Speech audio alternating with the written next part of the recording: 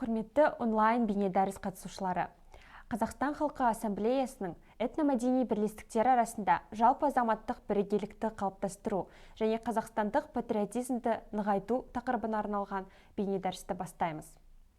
Бейнедәрісті Қазақстан халқы ассамблеясының 25 жылдығы аясында ғылыми сарапшылық қауымдастықтың, ақпарат және қоғамдық даму министрлігінің, Қазақстан халқы ассамблеясының орыс, славян және қазақ қауымдастығының қолдауымен Алматы облыстық орыс орталығы дайындады.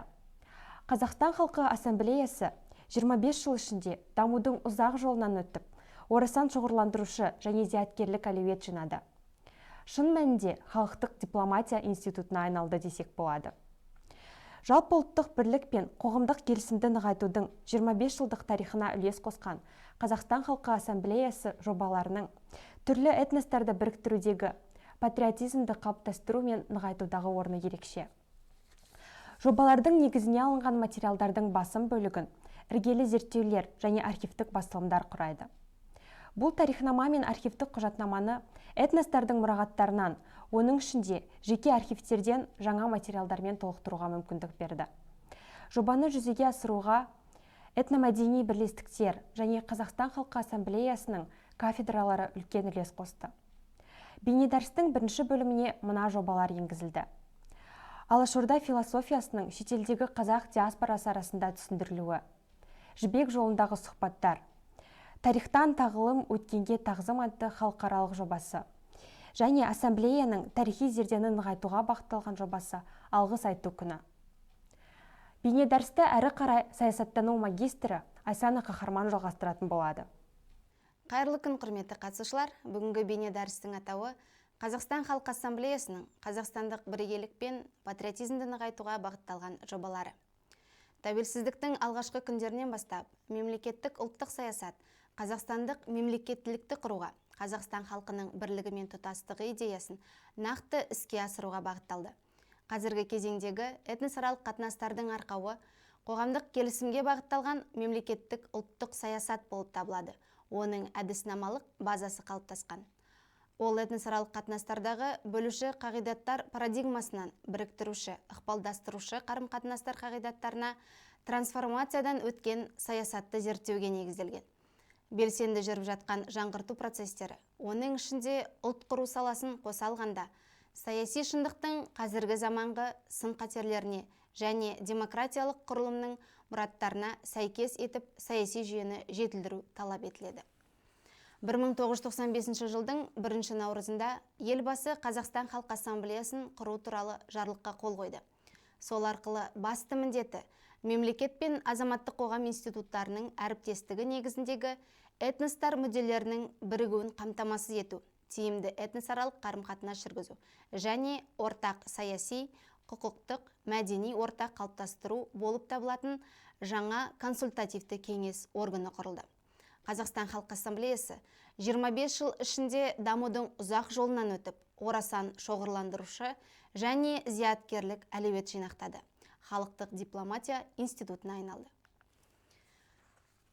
Ұлттық сананы, жалпы ұлттық бірлік пен қоғамдық келісімді нығайтудың 25 жылдық тарихына үлес қосқан Қазақстан халқы ассамблеясының жобаларының этностарды біріктірудегі патриотизмді қалыптастыру мен нығайтудағы маңызы айрықша.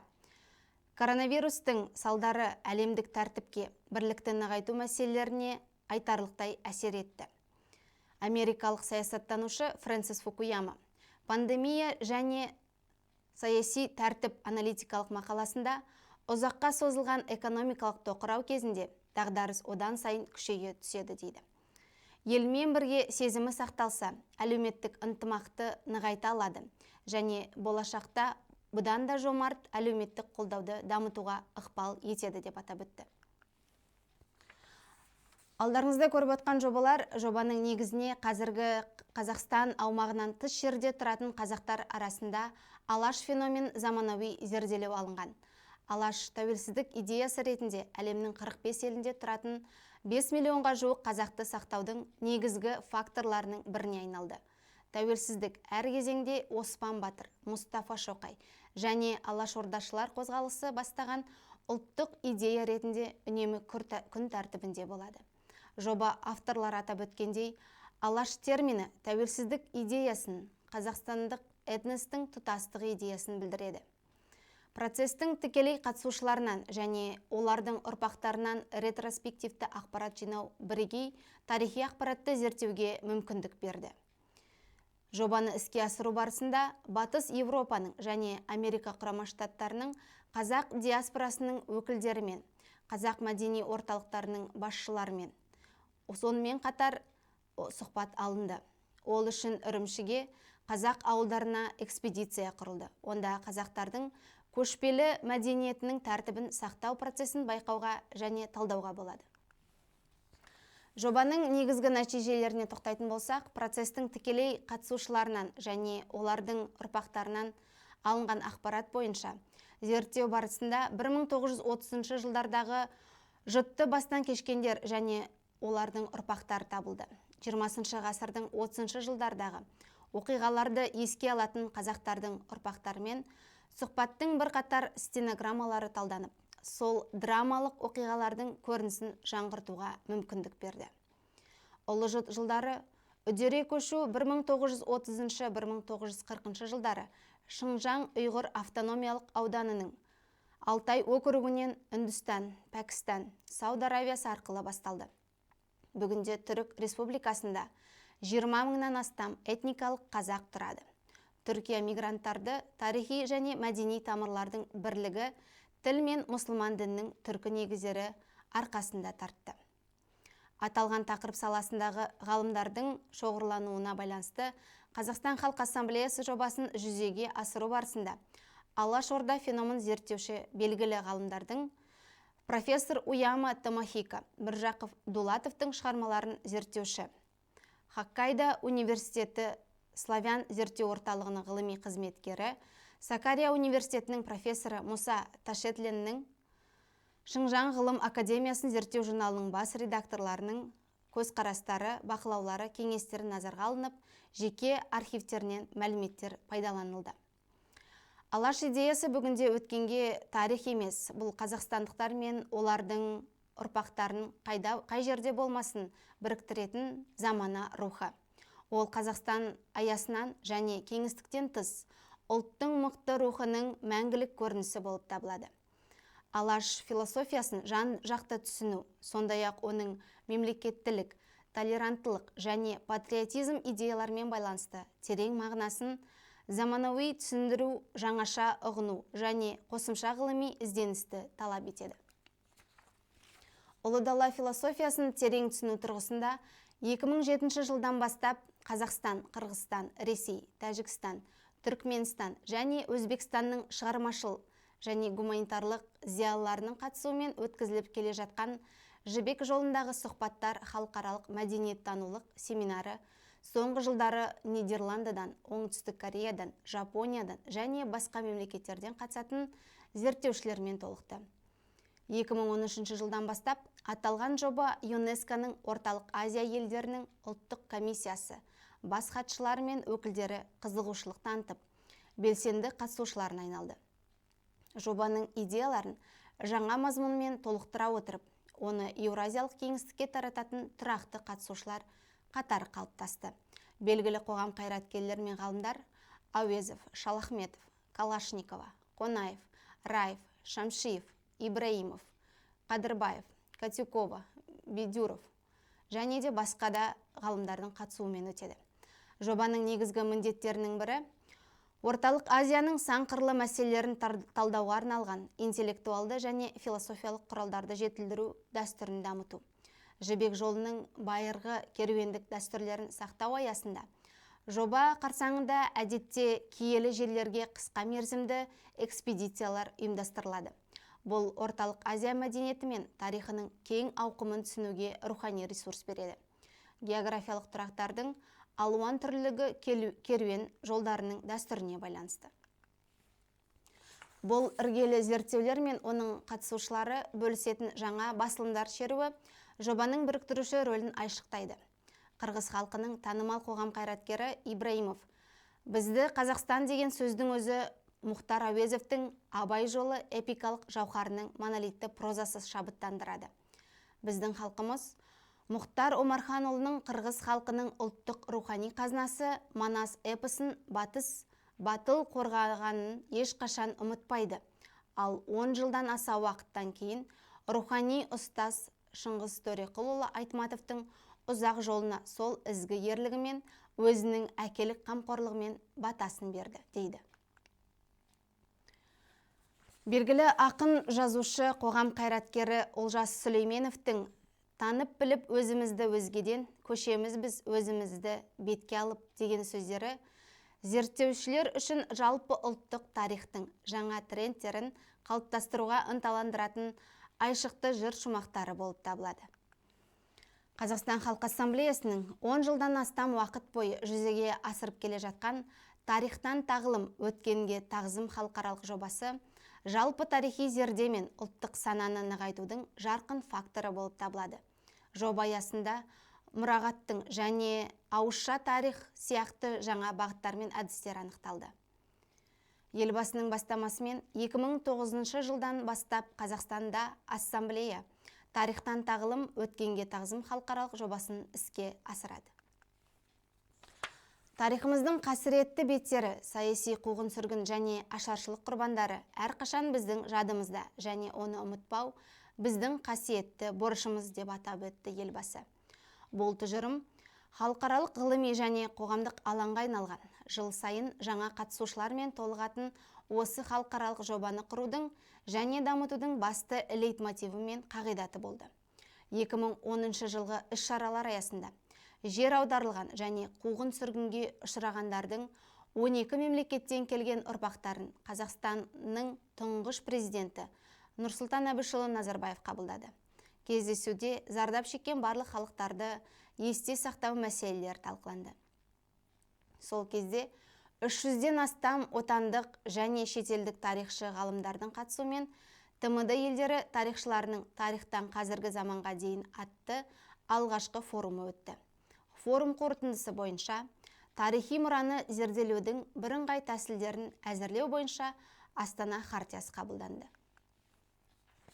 Кеңес мемлекетінің аумағында тұратын халықтарға орасан зиян келтірген үлкен террордың қайғылы тарихын зерттеу үшін Қазақстан Халқы Ассамблеясы ғылыми сараптамалық қауымдастығы тарихи зерденің жол картасын әзірледі және жыл сайын 31 мамыр саяси қуғын-сүргін және ашаршылық құрбандарын еске алу күні қарсаңында сарапшылардың зұлмат заман құрбандары ұрпақтарының, жұртшылықтың, этномәдени бірлестіктердің қатысуымен ортақ тарихтың жаңа фактілерін іздестіруде жүзеге асырылады.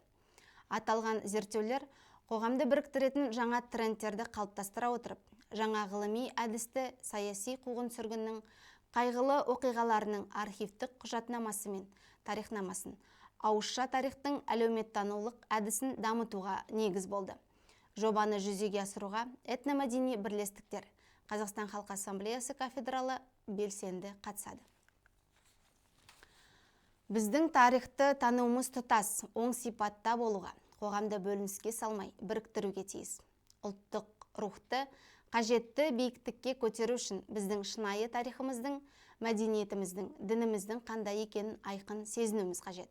31 мамыр саяси қуғын-сүргін құрбандарын еске алу күні туралы 1997 жылы шыққан жарлық тағдыр тәлкегімен жазықсыз жапа шеккен халықты ел болып есте сақтаумен тарихты жаңғыртудағы біріктіруші шаралардың бастамасы болды.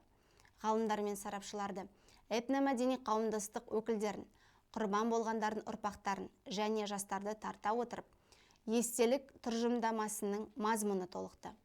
Қазақстан Халқы Ассамблеясы жыл сайын жобаға қатысушылардың құрамы мен географиясын, ғылыми зерттеу ізденісінің әдіснамасын кеңейтуде. Қуғын-сүргін жылдары ел аумағында құрылған лагерлерде 5 миллионнан астам адам жер аударылды. Тарихи зердені сақтау және оны қоғамдық санаға бекіту жөніндегі мемлекеттік саясаттың арқасында ГУЛАГ бөлімшелерінің орнында бүгінде саяси қуғын-сүргін, депортация және ашаршылық тарихын зерттеумен айналысатын музей мемориалдық кешендер жұмыс істейді және олардың жұмысын қамтамасыз ету үшін мемлекет тарапынан барлық жағдай жасалуда.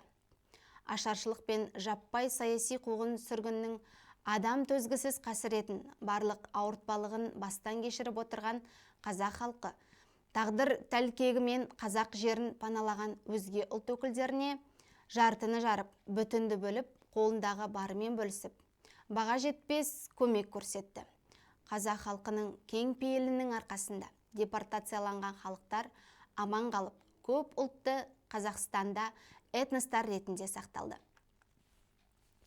Қазақстан Халқы Ассамблеясының халықаралық бастамалары тарихи зердені нығайту жөніндегі жобаның болашағы зор екенін көрсетті.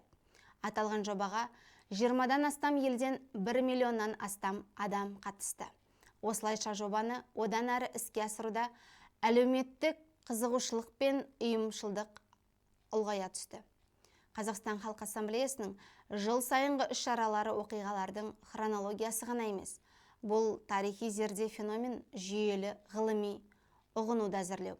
Бұл ел естелігінің арқауын бейнелеп, оны жаңа зерттеулермен және естеліктермен толтырады. Қазақстан Халқы Ассамблеясының жобаны іске асыру бойынша бағыттарының бірі басылымдар шығару және оларды әсіресе ұрпақтардың естеліктерін цифрландыру. Қазақстан Халқы Ассамблеясы депозитарийінде саяси қуғын сүргін және ашаршылық тақырыбына арналған еңбектер жинағы топтастырылған. Оның ішінде түрлі этностардың тілдерінде 600-ге жуық басылым бар. Зерттеулердің басым бөлігін іргелі және архивтік басылымдары құрайды. Бұл тарихнама мен мұрағаттық құжаттаманы этностардың мұрағаттарынан, оның ішінде жеке мұрағаттардан жаңа материалдармен толтыруға мүмкіндік береді. 1930-50 жылдары Қазақстанға жер аударылғандармен және олардың отбасы мүшелерімен 82 терең сұхбат жүргізілді. Қазақстанға жер аударылған армяндар, әзірбайжандар, белорустар, гагауздар, немістер, поляктар, гректер, еврейлер, шешендер, ингуштар, балкарлар, қырым татарлары, месхетин түріктері, карачаевтар, корейлер, күрдтер қазіргі уақытта Қазақстанда және ондан тыс жерлерде тұрады. Сұхбаттардың бір бөлігі мәжбүрлеп қоныс аударылғандармен бірге тұратын тұрғындармен өткізілді. Сонымен қатар кітапта Ресей Федерациясы, Оңтүстік Корея, Ұлыбритания, Америка Құрама Штаттары, Түркия ғалымдарымен жүргізілген сұхбат мәтіндері берілген. Тарихи зердені сақтау, жалпы ұлттық тарихи сананы қалыптастыру, ұлттық бірлікті нығайтатын біріктіруші факторларды іздеу, болашақ ұрпақ үшін олардың тарихи мұраға ұқыпты қарау үшін өте маңызды. Бұл жерде дәлме-дәл дереккөздермен қатар тарихи зерденің қазақстандық феномен іргелі зерттеулер ғана емес, сондай-ақ осындай нәзік мәселелерді зерттейтін ғалымдардың шоғырлануы да маңызды. Қазақстан Республикасының тұңғыш президенті Нұрсұлтан Әбішұлы Назарбаевтың тапсырмасы бойынша Қазақстан Халқы Ассамблеясымен бірлесе, Қазақстан Республикасы президентінің архиві бірегей жобалар дайындады. Қиын қыстау кезеңде ел басына түскен ауыртпалықты бірге еңсеріп, өзара түсіністік пен сыйластықты, толеранттылықты сақтай білген түрлі ұлт өкілдерінің тәжірибесіне арналған мұрағаттық материалдар басылып шығарылды. Атқарылған жұмыстың нәтижесінде архивтерде сақталатын құжаттардың 70%-дан астамы құпиясыздандырылып, ғылыми айналымға енгізілді. Ең бастысы өскелең ұрпақтың танысып білуіне жол ашылды. Аталған жұмыстар әлі де жалғасуда. Конференциялардың барлық материалдары Қазақстан Республикасының ұлттық академиялық кітапханасындағы Қазақстан Халқы Ассамблеясы депозитарийінде жинақталып, көпшілігі халықаралық кітапхана желісіне орналастырылды. Қазақстанның ашықтығы және онда болып жатқан процестерді зерттеуге, сондай-ақ саяси қуғын-сүргін құрбандарын еске алу тақырыбына деген қызығушылық елбасы Нұрсұлтан Назарбаевтың жеке тұлғасымен, оның бейбітшіл бастамаларымен, ортақ тарихи зердені сақтауға бағытталған салиқалы саясатымен байланысты. Ағымдағы жылғы 30 мамырда саяси қуғын-сүргін құрбандарын еске алу күні қарсаңында Қазақстан президенті Қасым-Жомарт Кемелұлы Тоқаев 20 ғасырдың 20-50 жылдарындағы саяси қуғын-сүргіндерді халқымыздың тарихындағы қасіретті кезең деп сипаттап үндеу жасады. Мемлекет басшысының үндеуі тәуелсіздіктің алғашқы күндерінен бастап Мемлекет қабылдаған шаралар тарихи әділеттілікті қалпына келтіруге бағытталғанына сенімдік береді. Президенттің осы жұмысты аяқтау үшін құрылатын саяси қуғын-сүргін құрбандарын ақтау жөніндегі мемлекеттік комиссия құру туралы тапсырмасы тарихи зерде қоғамның азаматтық борышына, ұлттық императивке айналатынын растайды. Мемлекеттік комиссия жинақталған ақпаратты жүйелейді, жаңа факторлармен толықтырады. Архивтік құжаттарды құпиясыздандыру туралы шешім қабылдайды. Осы деректердің барлығын цифрлау қажет. Сонда кез келген адам сол кезең туралы шындықты біліп, әділ ақталған туыстары мен жақындарын көре алады. Сонымен қатар, комиссия мынадай бірнеше бағыт бойынша жұмыс істейтін болады деп күтілуде. Ол саяси қуғын-сүргін, халықтарды күштеп жер аудару, алаш қозғалысы және алашордашылар, бай манаптардың мүлкін тәркілеу, ашаршылық, арнайы қоныс аударушылар және еңбек әскерлері, 1929 жылғы батпақ қара көтерілісіне қатысушылар, Кеңгір көтерілісіне қатысушылар. Осылайша бүгінгі таңда осы салада объективті қажеттілік бар. Қоғамның саяси қуғын-сүргін құрбандарының құқықтық, моральдық және материалдық құқықтарын қорғауға және қалпына келтіруге, оның ішінде ғалымдардың, сарапшылардың, құрбандар ұрпақтарының, мұрағатшылардың назарын 20 ғасыр тарихының күрделі кезеңдерін зерттеуге ғана емес, сонымен қатар ақтау процесінің мәселелерін зерттеуге, күш-жігерді жұмылдыруға ықпал етудің барлық мүмкін тетіктерін белсенді пайдалануға деген сұранысы бар. Қазақстан Халқы Ассамблеясының құрылғанына 20 жыл толуына арналған мерейтолық сессияда сөйлеген сөзінде тұңғыш президент елбасы Нұрсұлтан Әбішұлы Назарбаев Қазақстан Халқы Ассамблеясы құрылған күн 1 наурызды жыл сайын барлық этностардың бір-біріне және мейірбандық танытып, ол адамдарды өз туғандай қабылдаған қазақтарға алғыс айту күні ретінде атап өту әділетті болар еді. Бұл күн бізді бұрынғыдан да гөрі жақындастыра түспек. Бұл күн мейірімділіктің, бүкіл қазақстандықтардың бір-біріне деген достығы мен махаббатының жарқын мерекесі болар еді деп атап өтті. Тарихи зерде мен алғыс айту философиясының ұлы дала тарихындағы мәні терең. Қазақстанның көп ұлтты халқының қалыптасу тарихы. Оның аумағына түрлі ұлттар мен ұлыстар, орыстар, украиндер, ұйғырлар, дүнгендер, татарлар, өзбектер және тағы басқа қоныс аударғандар 18 ғасырдан басталады. Мемлекет басшысының Қазақстан Халқы Ассамблеясының 22 сессиясында берген тапсырмасына сәйкес, Қазақстан Республикасы президентінің 1998 жылғы 20 қаңтардағы Қазақстан Республикасындағы кәсіби және өзге де мерекелер туралы 3827 жарлығына сәйкес өзгеріс пен толықтыру енгізу туралы 2016 жылғы 14 қаңтардағы нөмірі 173 жарлығына сәйкес 1 наурыз Қазақстан Халқы Ассамблеясының құрылған күні алғыс айту күні болып белгіленді.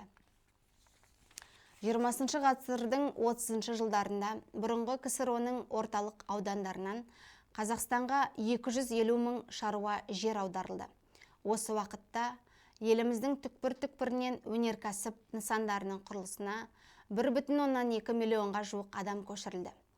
Әр жылдары Қазақстанға 800 мың неміс, 102 мың поляк, солтүстік Кавказ халықтарының 550 мың өкілі, қиыр шығыстан 100 мыңға жуық корей отбасы жер аударылды. Жалпы алғанда, 20 ғасырдың басынан бастап Қазақстанға 5,6 миллион адам қоныс аударды. Бұрын соңды болмаған репрессияға ұшыраған, қиын әлеуметтік экономикалық жағдайда болған қазақ отбасылары барлық қиындықтарға қарамастан қоныс аударушыларды қабылдады. Өте күрделі әлеуметтік экономикалық жағдайда өздері де бұрын соңды болмаған репрессияға ұшыраған қазақ халқы барлық қиындықтарға қарамастан көшіп келушілерді бауырына басты. Ортақ тарих топтастырған дана халқымыз басына түскен ауыртпалықтың бәрін, атап айтқанда жаппай саяси қуғын-сүргін жылдарында халықтардың Қазақстанға күштеп жер аударуы, Ұлы Отан соғысының нәубеті, Кеңес одағының ыдырауы және одан кейінгі әлеуметтік экономикалық дағдарыстың, күйзелістері сияқты қиын кезеңдерде еш мойылмай, барлық қиындықты бірлесе еңсере білді.